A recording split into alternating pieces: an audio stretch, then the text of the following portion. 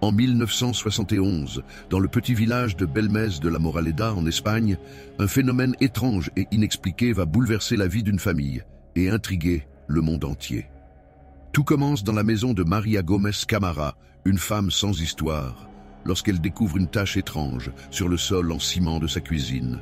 Ce n'est pas une simple tache d'humidité ni une fissure banale, mais une forme qui semble dessiner un visage humain. Intriguée, elle tente de la nettoyer, mais rien n'y fait. Les traits restent visibles et semblent même se préciser avec le temps. Alarmée, elle en parle à son mari et à son fils, qui finissent par décider de casser cette partie du sol et de couler une nouvelle dalle. Pendant quelques jours, tout semble normal.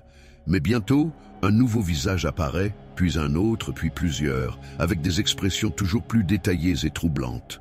Le bouche à oreille fonctionne rapidement dans le village. Les voisins, curieux et inquiets, viennent observer ces visages qui semblent surgir de nulle part. Certains y voient un signe du paranormal, d'autres une malédiction. L'histoire parvient même jusqu'aux autorités locales, qui décident d'intervenir.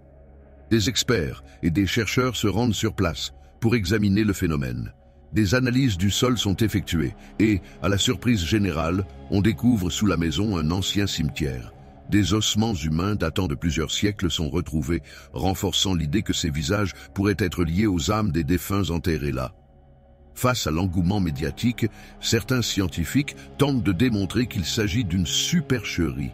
Ils avancent l'hypothèse que ces visages pourraient avoir été peints à l'aide de produits chimiques réactifs qui permettraient aux images d'apparaître et de disparaître avec le temps. Pourtant, aucune preuve formelle de manipulation n'est trouvée.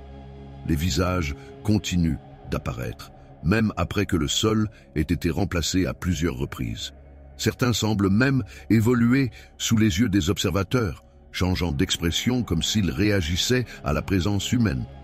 Avec le temps, la maison devient un véritable lieu de pèlerinage pour les amateurs de paranormal et les curieux du monde entier.